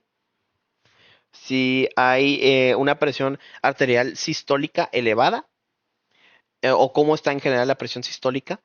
Y la edad, que sea mayor a 65 años, esto también es bien importante. Porque ya el hecho de tener más de 65 te hace tener un riesgo. O sea, mi tío todavía no está en riesgo porque mi tío tiene 61. Entonces, bueno, vamos a ver. Aquí está lo que les acabo de decir y aquí está cómo se evalúa, ¿verdad? Se evalúa por puntos. Cada uno de estos vale un punto. Eso no tiene pierde. Lo que tiene pierde más que nada es saber qué significa cada uno del CURP y nada más para recordar, ¿verdad? Es C de confusión, C de confusión, U de urea. ¿Ya se acuerdan más o menos en cuánto tenía que estar? Mayor a 44 miligramos sobre decilitro. R de respiración. O sea, por ejemplo, que tenga más de 30 respiraciones por minuto es preocupante. La B, que era presión arterial a la B, que sea mayor a no sé cuánto. Y la edad, ¿verdad? 65, pues 65 años. Por eso curve 65. Cada uno vale un punto. Ahora, vamos a ver los resultados, que esto sí es importante. Entonces, no porque sean imágenes, ojo, yo no les pongo, o trato de no poner las imágenes de Okis. Siempre que les pongo imágenes, son para que las chequen. Entonces, por eso esas sí tienen importancia y chequenlas. Entonces, aquí les viene tanto la definición, que se las voy a marcar, permite determinar el paciente ambulatorio hospitalario en UCI. También aquí las puntuaciones, el cuadro clínico, la evaluación y ahora sí, el puntaje. Si es de 0 a 1, es manejo ambulatorio. O sea, por ejemplo, si nada más tiene la frecuencia respiratoria elevada y ya, nada, pues está bien. O sea, se puede ir a su casa sin problema. Ahora, si ya tiene 2 puntos, o sea, por ejemplo, ya tiene respiración y aparte tiene más de 65, pues sería conveniente que se quedara en el hospital. Y ya se tiene tres de estas, por ejemplo, respiración, esto y confusión o urea, ya tiene que ir a cuidados intensivos. Y ya. ¿Cómo se les pueden preguntar? Les pueden preguntar qué significa alguna de las letras, o sea, qué significa alguna de las letras del CURP. Les pueden preguntar los valores, o sea, por ejemplo, de la urea, cuánto tiene que ser, la edad, cuánto tiene que ser, la frecuencia respiratoria, cuánto tiene que ser. O les pueden preguntar de que no, que te llega un paciente y tiene un CURP de 4. ¿A dónde lo mandas? Pues lo mandas a cuidados intensivos. Eso es lo que les pueden preguntar. Ahora, el Smart Cop. que es otra cosa. El Smart Cop, ¿para qué servía? Aquí se los puse. El Smart Cop es básicamente para evaluar el riesgo de que un paciente con neumonía llegue a necesitar ventilación mecánica. Ojo, entonces, vemos que el Smart Cop y el CURB no son para lo mismo. El CURB 65 vimos que era para el pronóstico del paciente, o sea, cómo le va a ir con esa neumonía. Sin embargo, el Smart Cop es para saber si va a ocupar o no ventilación mecánica. ¿Sí? Generalmente se hace primero el CURB 65 y después se hace el Smart Cop. Entonces le pueden poner que estaba primero y estaba después. El Smart Cop, aquí les puse algunas características, pero realmente esto es muy simplista. Hay que verlo con esta imagen de aquí. Entonces, aquí está la definición y aquí están las abreviaciones. Es Smart Cop por presión arterial sistólica, por la S de sistólico, que sea menor a 90 milímetros. La verga se me fue. Bueno, X. Con que sea menor a 90, son 2 puntos. Si hay múltiples lóbulos afectados, o sea, ya ven que aquí, por ejemplo, teníamos una consolidación, pero por ejemplo, si en este caso hubiera muchas consolidaciones, pues entonces le agregamos otro punto. Si tiene albúmina, o sea, proteínas menores a 3.5, otro punto. La respiración. ¿Cómo está la respiración? Dependiendo de cómo esté, aquí se los ponen. Por ejemplo, a cualquier edad, la respiración tiene que ser menor a 25 respiraciones por minuto. Si es esto, está bien, 0 puntos. Si tiene 50 años de edad o más y la frecuencia respiratoria es de 25 respiraciones por minuto, le pones un punto. Si tiene más de 50 y la frecuencia respiratoria, si la frecuencia de respiración es de 30, un punto. Que esto, por ejemplo, este de aquí coincide con el CURB 65. Entonces ya vemos que tienen algo en común. El factor cardiovascular, que es que tenga taquicardia o 125 latidos por minuto, eso da un punto. La C, que es el estado mental o la confusión, otro punto. La oxigenación, aquí les ponen muchos valores, estos realmente no importan tanto, nomás es checar la oxigenación. Y el pH, que el pH no sea menor de 7.35 y si lo es, le agregas 2 puntos. Entonces, igual que te pueden preguntar del Smart Cop, pues a lo mejor te pueden preguntar alguna de las letras, qué puede significar, aunque esto lo veo más probable en esto. Te pueden preguntar para qué sirve, tanto el Smart Cop con el CURB y puntajes más que nada. Por ejemplo, paciente con uno de Smart Cop, pues es de riesgo bajo. Muy probablemente no vaya a ocupar respiración o ventilación mecánica. De 3 a 4, riesgo moderado, puede que la necesite. 5 a 6 va a necesitar. Y 7 a 11, intúbenlo ya, por favor. Entonces, básicamente así quedaría. Entonces, eso fue todo por la evaluación de severidad. Les digo, es importante que la chequen y pues ahí les recomiendo que si no entendieron algo, o me pregunten o chequen otra vez porque sí es bastante importante. Ahora, procedimientos diagnósticos. Tendríamos varios y va a depender si son bacterias o si son virus. Y aquí les puse toda la tablota o casi toda la tablota que venía en las diapos, ¿verdad? Pero así en términos generales, en casi todas se va a hacer técnica de tinción Gram, en todas las que son bacterias típicas. ¿Cuáles son bacterias típicas? Estas de aquí. Todas estas son bacterias típicas. Luego, ya bacterias atípicas, pues ya vamos a empezar a hacer otro tipo de cosas. Por ejemplo, Legionella se mide con un antígeno, con una proteína urinaria. Micoplasma se hace NAT, serología o un cultivo especial. Clamidia, igual se hace NAT o un cultivo especial, que son las que les digo que son bacterias atípicas, o sea que no se detectan en agares normales. Luego también tenemos las bacterias anaerobias y la TB, ¿verdad? Que también se hace baciloscopía, que es la tinción con Schill-Nielsen, ¿verdad? Déjenme nomás me acomodo en mi silla. Ahí está. ¿Qué más?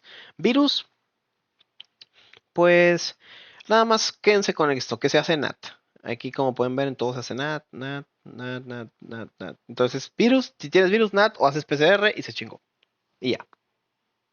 Ahora, estudios microbiológicos, el cultivo, que no es de rutina. ¿Por qué no es de rutina? Porque como les digo, la neumonía es algo muy típico que se puede diagnosticar por clínica y si no es por clínica, lo diagnosticas por imagen y ya. Entonces, por eso no se suelen hacer cultivos para las neumonías, aunque pues sí se puede, ¿verdad?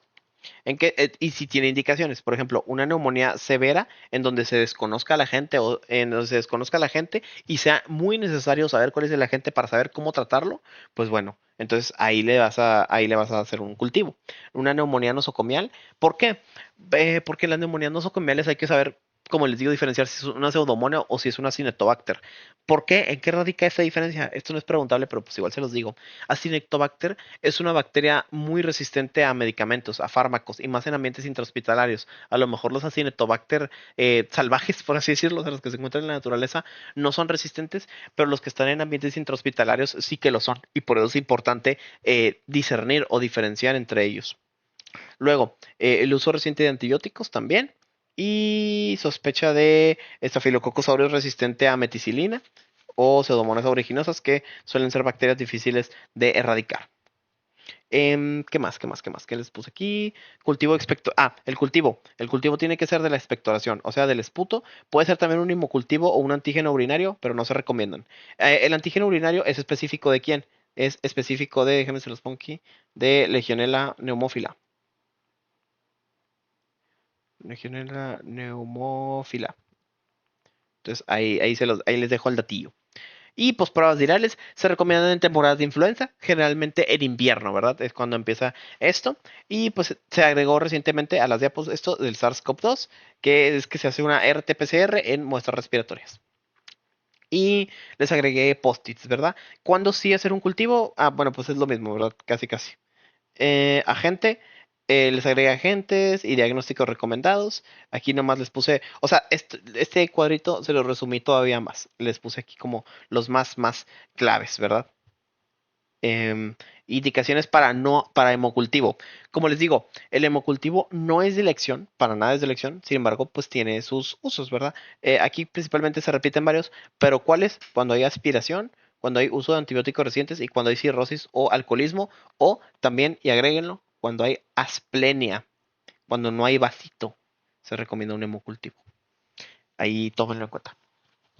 Y por último, puse un apartado de COVID que venía en así brevemente en las diapos. Entonces se los voy a comentar brevemente, ¿verdad? Agente, pues el COVID-19, ¿verdad? O el SARS-CoV-2, que es un virus de ARN de cadena positiva. La incubación puede ser de 5 a 6 días, pero puede ser desde 1 a 14 días, o sea, puede tardar muchísimo. Clínica, habrá tos, disnea, fiebre, mialgias y lo más característico, estos dos, ¿verdad? Va a haber anosmia y va a haber ageusia. O sea, pérdida del olfato y pérdida del gusto. Entonces, a tomar en cuenta. Principalmente de diagnóstico, RT-PCR. Y ya. Ay, perdónenme. Y pues ya, eso sería todo de vías respiratorias. Y vamos ya con el último tema de esta noche, que es el tema de diarrea. Déjenme nomás reviso rápidamente a ver si no hay algún mensaje. No. Entonces, bueno, vamos a ver el último tema, que es el tema de diarrea. Es un tema, yo creo que muy infravalorado, pero neta es muy importante. Es muy importante que lo veamos. Y pues bueno, vamos a acabar de ver este tema y ya terminando este tema, pues ya nos vamos a mimir, ¿verdad? Entonces, vamos a ver diarrea. La diarrea es una de las 10 principales causas de muerte en el mundo. En el adulto suele ser de etiología infecciosa y autolimitada. ¿A qué se refiere con esto? Que te infectas y tú solito te curas sin necesidad de ninguna medida. Eso se refiere con autolimitado. Y bueno, eso es todo de generalidades. Epidemiología. Lo más común es que sea por malnutrición infantil y muchas son prevenibles mediante acceso a agua potable, saneamiento o simplemente la higiene. Porque realmente la diarrea se da mucho por falta de higiene. Definición. Esto sí, aquí ya entramos en terrenos importantes. Menos de 3 evacuaciones líquidas o disminuidas en consistencia en 24 horas. O sea, por ejemplo, si yo voy al baño ahorita y pues cago aguado 2 veces, híjole, ya tienes una diarrea. La diarrea puede ser aguda, persistente o crónica. Y esto es importante, ¿verdad? Aguda, menor a 14 días, persistente, 14 a 30 días y crónica, mayor de 30. Ahora, vamos a ver esto, que es la escala de Bristol. ¿Qué es la escala de Bristol? La escala de Bristol básicamente es una escalita que determina cómo deberían ser tus heces. Las que nos importan, ¿cuáles son? Los tipos 7 y el tipo 6. ¿Por qué? Porque es cómo se ve la diarrea. O sea, por ejemplo, una diarrea tipo 6 tiene una consistencia casi líquida, pero sin llegar a ser completamente líquida y difusa. Mientras que el tipo 7 ya es una diarrea severa que se ve completamente líquida. Y el tipo normal, no más porque no falte, es el tipo 3 y el tipo 4. Y las que no nos importan es el tipo 1, 2 y el 5. Clasificación clínica, perdón. Hay de a dos, tenemos de a dos. La secretora o la acuosa. La secretora generalmente va a traer disentería. ¿Qué es disentería? Va a traer pus y sangre. Eso es disentería. Y la acuosa nomás va a traer agüita, agua. También puede ser considerada como diarrea osmótica. Y pues la invasiva o la disentérica, que es con moco y o sangre, ¿verdad? La historia clínica, esto es importante. Hay que tomar en cuenta la duración, la frecuencia y las características de las heces, que es lo primero que les mencioné, para saber cómo, más o menos cómo clasificarla. Por ejemplo, si tiene una diarrea o si no tiene diarrea, si nomás está yendo mucho al baño. O sea, por ejemplo, primero determinar si hay diarrea, si es aguda, persistente o crónica, y saber cómo son las heces.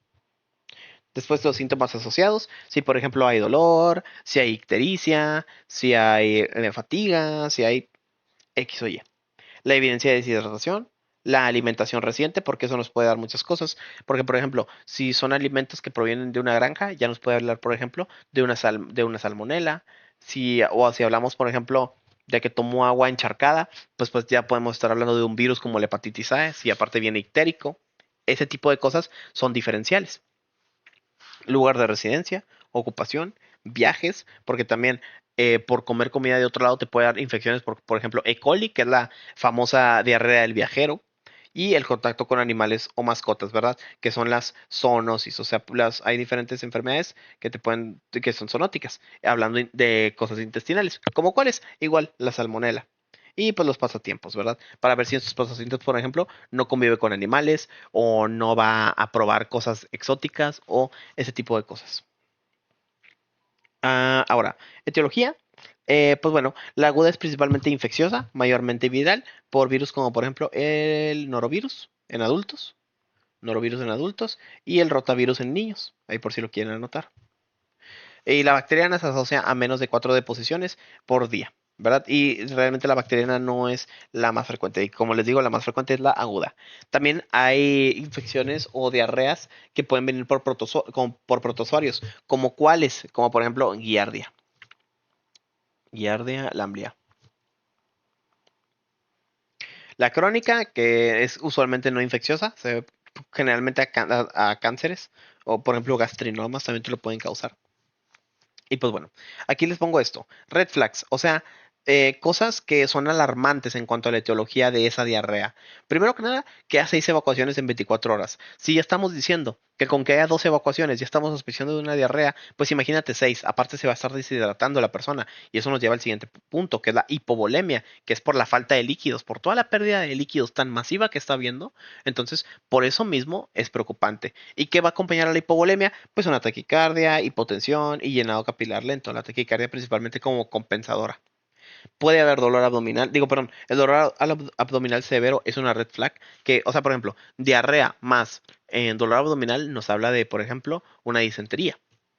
Fiebre arriba de los 38.5 nos habla de un proceso infeccioso, principalmente por bacterias quizá. Moco o sangre en heces, o sea, la disentería nos habla de que hay una bacteria que está comprometiendo ahí muy cabronamente. ¿Como cuáles? Como por ejemplo Shigella, como Campylobacter o como E. coli también. Su versión, la que tiene la toxina Shiga, también. Y pues pacientes inmunocomprometidos o ancianos, porque generalmente ellos que les va a dar es una infección por otro tipo de agente. Entonces, de hecho, anótenlo. Los pacientes inmunocomprometidos les dan infección por un protozoario. Por un protozoario. Que es Cryptosporidium. Cryptosporidium parvum. Ahí para que lo anoten. Y ya. Siguiente. ¿Cuánto falta? Falta poquillo. Evaluación clínica.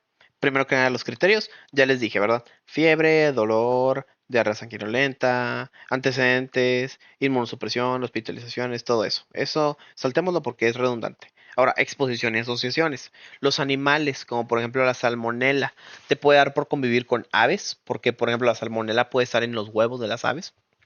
tortugas, que la verdad no sé por qué, supongo que porque se guarda como en el caparazón. Y pues los zoológicos, ¿verdad? Las personas que trabajan en zoológicos les puede dar salmonela, que de hecho esta la destaco porque hace rato alguien comentó en el grupo de la generación que lo había visto en una pregunta, entonces pues yo lo destaco. Y en las guarderías que puede haber, principalmente rotavirus.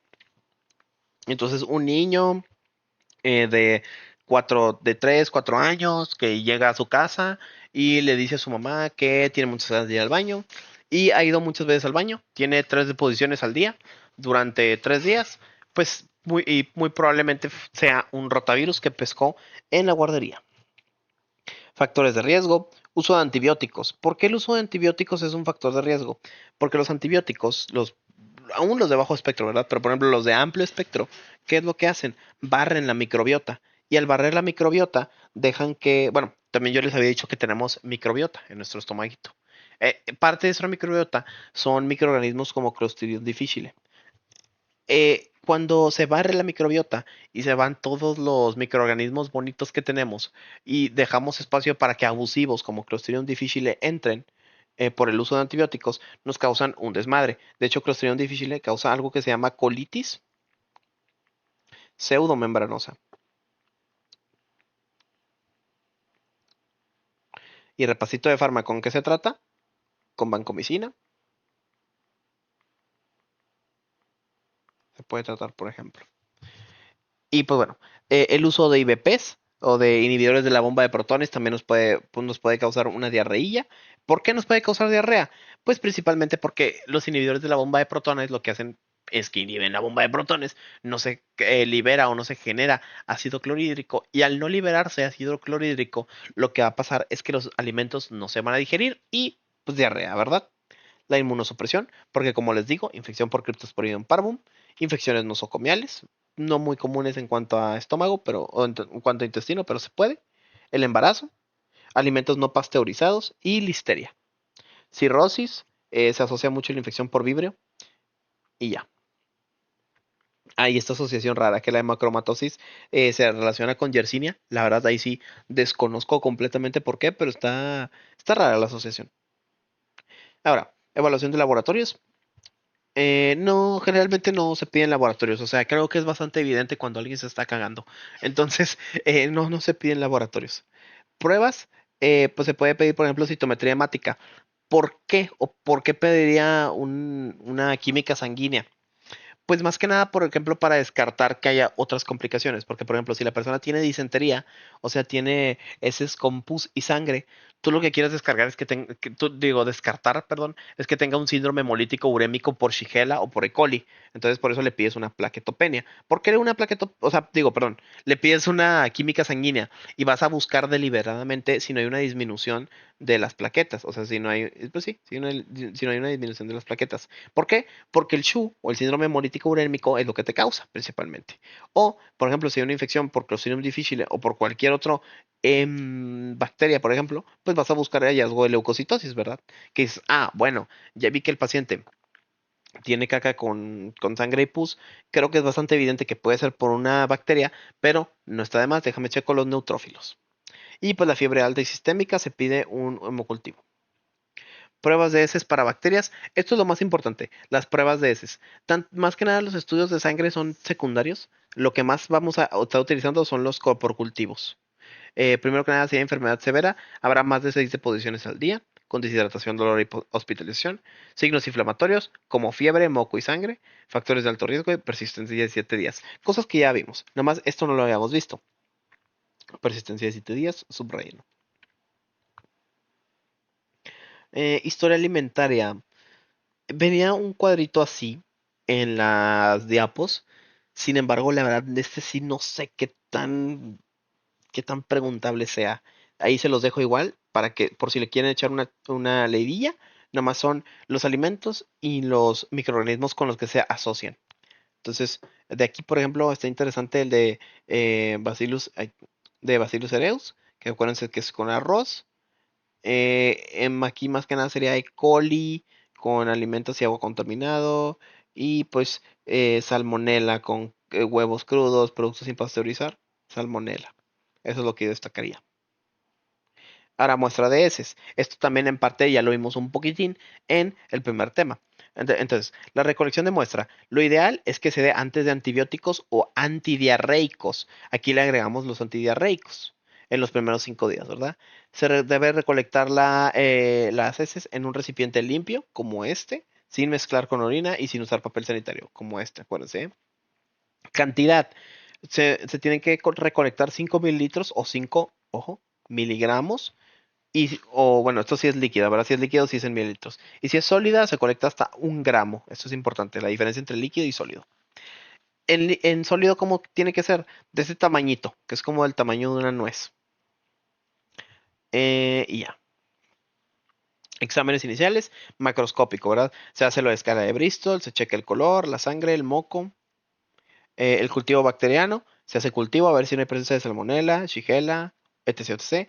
Pruebas como por ejemplo el ELISA para detectar toxinas de Clostridium difficile y pues el diagnóstico molecular como la PCR para los virus. Criterios de rechazo, los mismos que ya hemos visto, transporte inadecuado, muestra sólida, hisopos secos, muestra recolectada, ojo, con papel sanitario. La muestra de heces no puede tener papel sanitario, eso es súper importante y que sea una muestra al día por paciente. El resultado, reporte negativo, no desarrolla salmonella, Shigella o Campi. Puede indicarse ausencia de microbiota si hay tratamiento antibiótico. Esto es lo importante y esto es algo que se tiene que buscar evitar, ¿verdad? O sea, que no pase nada de eso.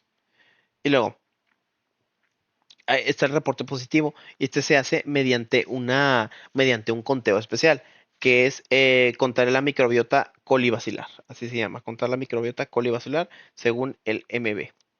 Aquí lo dividimos por zonas. 0 zonas, ausente. 3 zonas, normal. 2 zonas, disminuido o una crucecita. Y una zona, disminuido con 2 crucecitas. Y agentes específicos, aquí se los dejo. Y ya, hemos terminado por el día de hoy. Pero bueno, espero esta primera parte les guste y les sirva. Yo lo dejo por hoy el día de hoy y mañana continuamos con lo demás. Muchas gracias y que tengan bonita noche.